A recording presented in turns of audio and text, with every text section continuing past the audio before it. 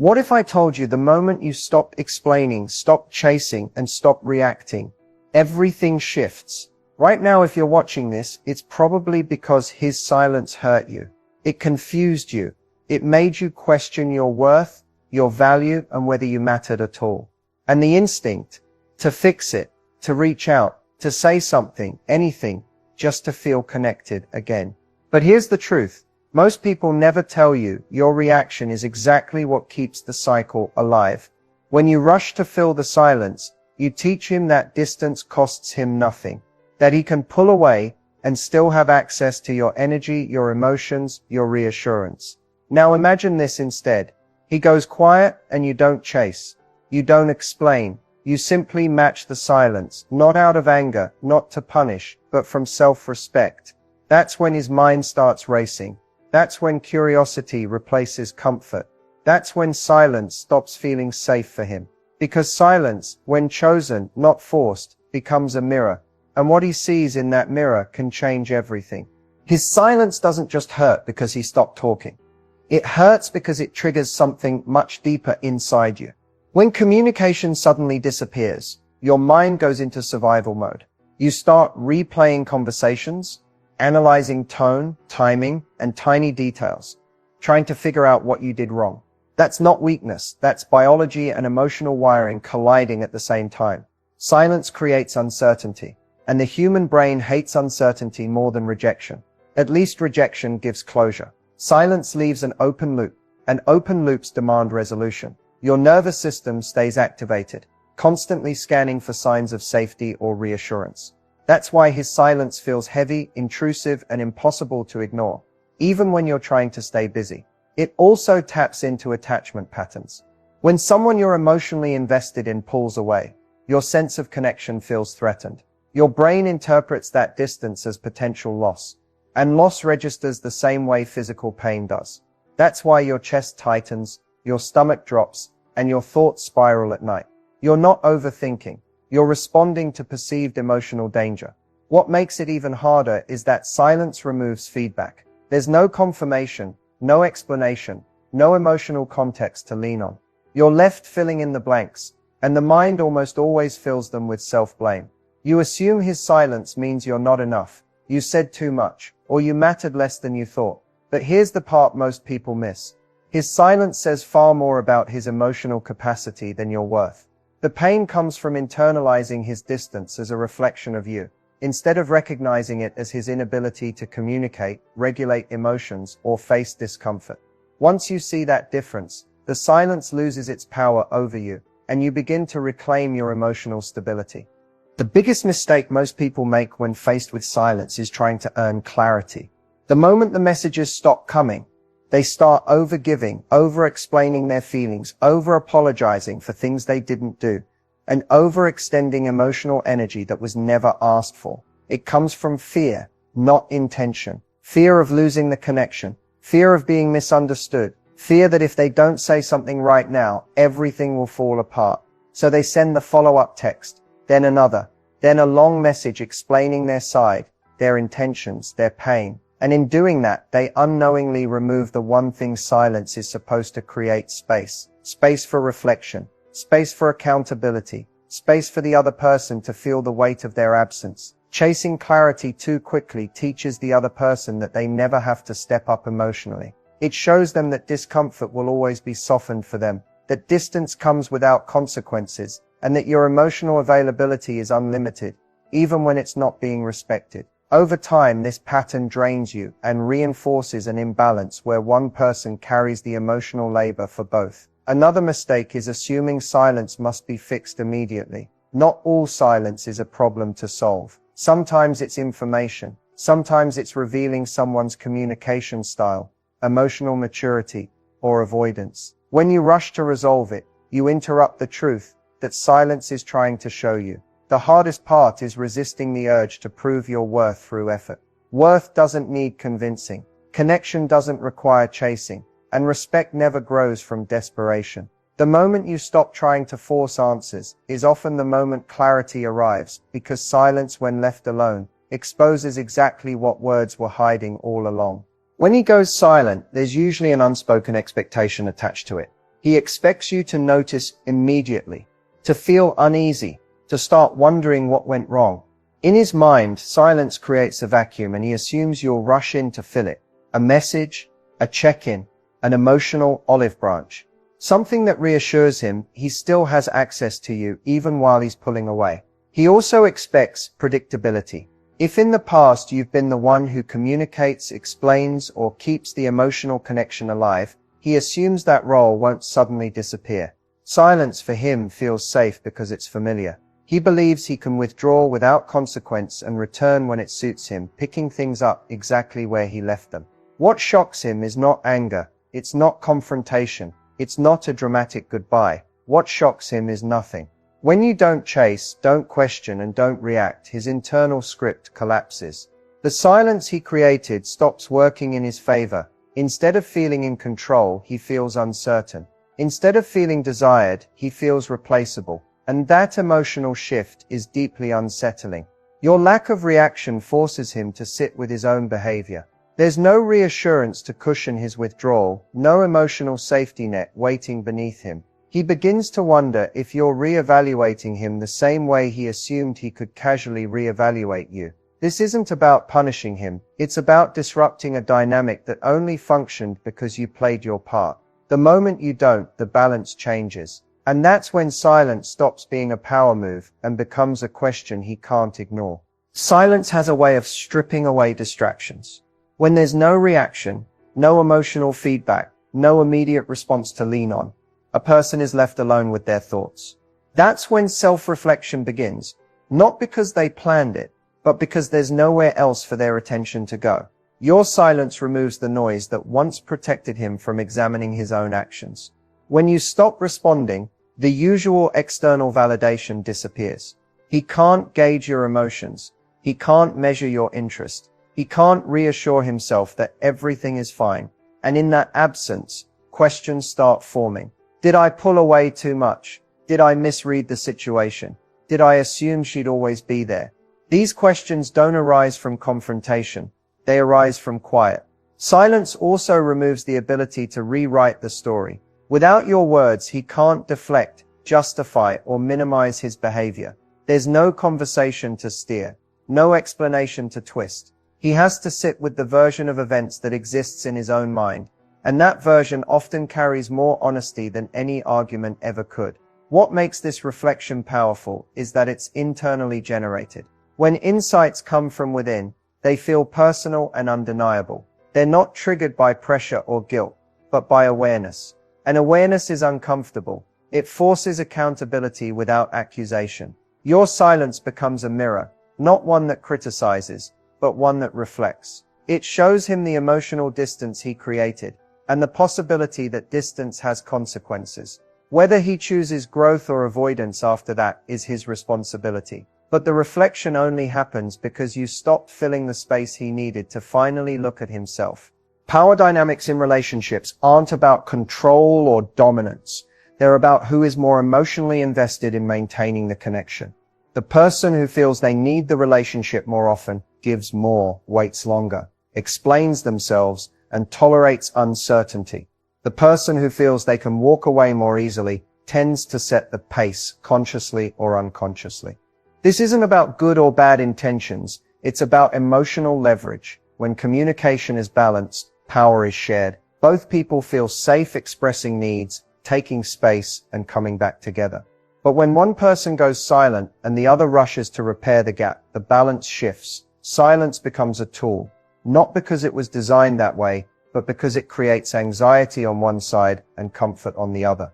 The moment you respond to distance by over-investing, you signal that connection depends more on you than on them. That doesn't mean you care too much. It means the emotional responsibility becomes uneven. Over time, this can lead to one person feeling chased and the other feeling taken for granted.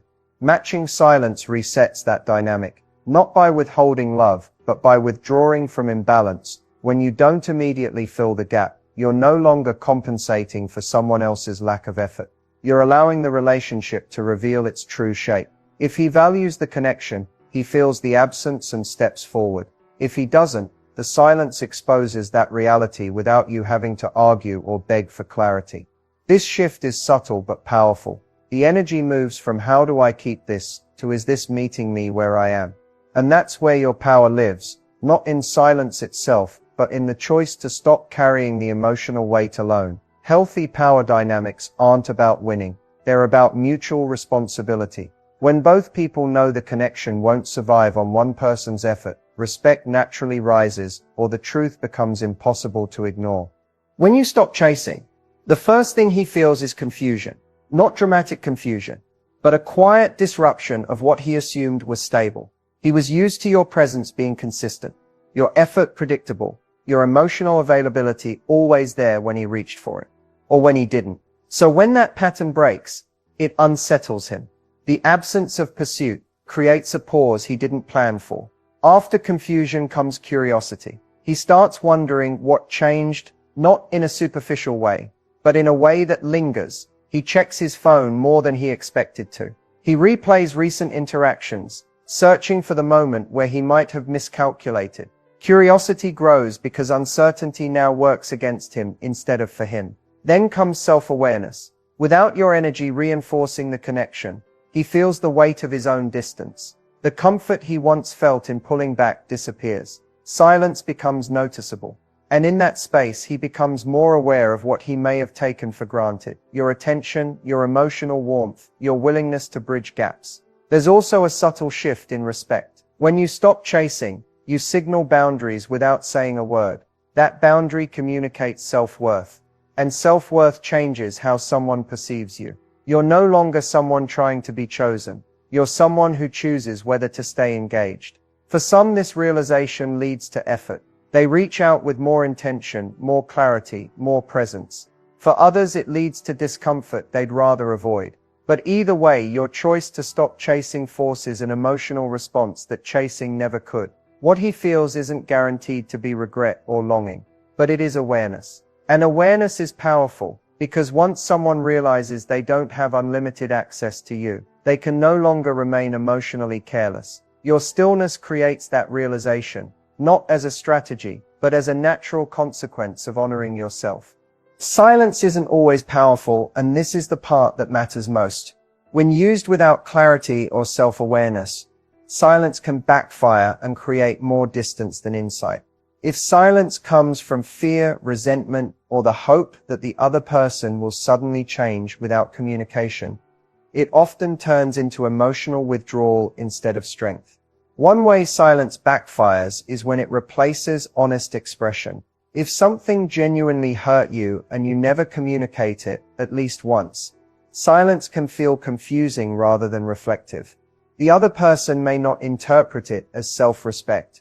They may read it as disinterest, emotional shutdown, or avoidance.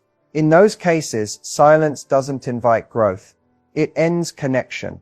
Another risk is using silence as a test.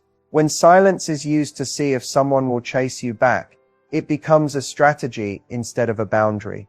That mindset keeps you emotionally attached to the outcome, watching for signs, counting hours, and measuring worth by whether they reach out. Instead of freeing you, it traps you in waiting.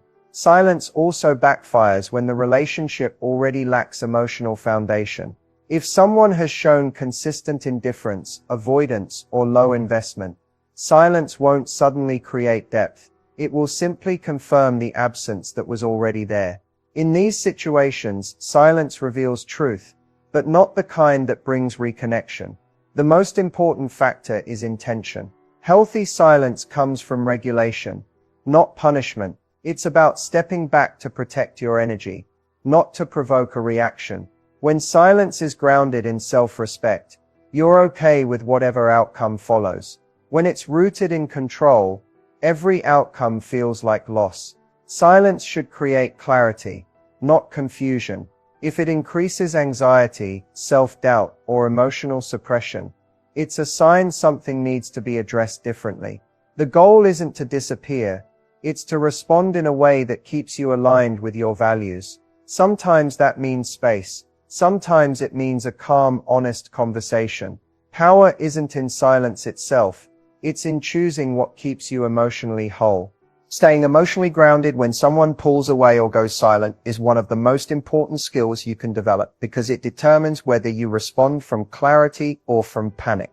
Emotional grounding isn't about suppressing feelings. It's about acknowledging them without letting them dictate your actions. When you learn to stay centered, silence no longer feels like a threat and you maintain control over your own energy. The first step is awareness. Notice the physical and emotional signals triggered by silence, the tightening in your chest, the racing thoughts, the urge to text or overanalyze. Simply observing these reactions without judgment helps you separate your emotions from automatic behaviors. Awareness allows you to pause before acting, giving you the choice to respond intentionally rather than react impulsively. Next is self-regulation. Techniques like deep breathing, journaling, or mindfulness meditation can help calm your nervous system and reduce the anxiety that silence can create. Even a short pause of 30 seconds to focus on your breath or notice your surroundings can break the cycle of overthinking. The goal is not to eliminate emotion, but to manage it so it doesn't control your decisions. Another key aspect is perspective. Remind yourself that someone else's behavior is a reflection of their emotional capacity, not your worth. When you internalize their distance as a personal failing, it destabilizes your emotional state. Shifting perspective helps you maintain self-respect and clarity, recognizing that you can't control their reactions, only your own. Finally, prioritize self-care and boundaries. Engage in activities that reinforce your sense of value, exercise, creative projects, time with supportive friends, or personal goals. When your energy is replenished and your boundaries clear, silence becomes less threatening and more informative. It gives space for reflection, both for you and the other person, without compromising your emotional balance. Staying grounded transforms silence from a source of stress into a tool for insight. It allows you to respond with calm authority, protect your emotional energy, and observe the true intentions and patterns of the other person. Groundedness turns waiting into empowerment, making every interaction more intentional and every choice more aligned with your values. Silence, when embraced rather than feared, can become one of the most powerful tools for self-growth. Most people panic when someone goes quiet. They fill the void with texts, calls, or endless overthinking. But if you shift your perspective, silence transforms from a source of anxiety into a mirror, reflecting your emotional patterns, triggers, and areas for growth. The first step is reflection. Use the quiet to ask yourself honest questions. Why did his silence trigger such a strong reaction? What insecurities or unmet needs surfaced in that moment? These questions are not about blame. They're about awareness. Every emotional reaction is an opportunity to learn more about yourself, your values, and what you will or won't tolerate in relationships. Next is self-reliance. Silence teaches you to find validation within rather than outside of yourself. When you stop seeking reassurance from someone else, you discover your own strength. You learn to trust your judgment, honor your boundaries, and cultivate patience without sacrificing self-worth. This shift from external dependence to internal grounding is a cornerstone of emotional maturity. Silence also provides space to evaluate the relationship realistically. Without the noise of constant interaction, you can see patterns clearly. Whether he respects your time and energy, whether the connection is mutual, and whether it aligns with your long-term goals. Clarity gained in quiet moments allows you to make decisions from empowerment, not desperation. Finally, turning silence into growth is about action. Once you understand your triggers and boundaries, you can implement healthier communication habits, reinforce emotional self-care, and strengthen your resilience. The goal isn't to manipulate or punish, but to cultivate a mindset where your well-being doesn't hinge on someone else's presence or attention. When approached intentionally, silence becomes less about loss and more about opportunity. It is a training ground for emotional intelligence, self-respect, and personal empowerment. Each quiet moment is a chance to practice patience, reflection, and inner strength. By embracing silence as a teacher rather than a threat, you transform what could be an anxious pause into a journey of self-growth that shapes not only how you relate to others, but how deeply you understand and honor yourself. By the time you reach this point, it's clear that silence is far more than an absence of words. It's a signal, a test, and often a mirror reflecting both your own and his emotional state. The way you respond to it determines the energy you carry, the clarity you gain, and the respect you command, both from yourself and from others. Most people react impulsively, filling silence with explanations, apologies, or desperate attempts to reconnect. But those reactions rarely create understanding or attraction. They only reinforce imbalance. The key is to shift your perspective from fear to empowerment. Silence is not a weapon meant to punish you. It's a space that allows you to observe, reflect, and act from a grounded place. When you resist the urge to chase, you reclaim your emotional authority. You stop giving power to uncertainty and start making choices that align with your values and boundaries. That simple shift changes the dynamic entirely. Instead of being pulled into anxiety or overthinking, you become a calm, centered presence who responds intentionally rather than reactively. Another important realization is that silence often reveals truths that words cannot. It shows you how much effort, respect, and emotional availability exists on the other side. It exposes patterns and priorities, giving you insight into whether the connection is mutual or one-sided. By letting silence do its work, you gain clarity without confrontation. Finally, remember that your emotional energy is finite and valuable. How you invest it shapes the quality of your relationships and the respect you receive. Choosing not to chase isn't indifference, it's self-respect. It signals that your time, attention, and affection are not automatic commodities, but choices that must be honored. When you internalize these lessons, every moment of silence becomes an opportunity rather than a threat. You stop reacting out of fear and start responding from strength. You learn patience, self-awareness, and the power of boundaries. Ultimately, you create a space where relationships either rise to meet you or reveal their true nature, allowing you to engage with people who value and respect you while protecting your own emotional well-being. This understanding will forever change how you respond, not just to silence, but to any situation that tests your boundaries, your self-respect, and your peace of mind.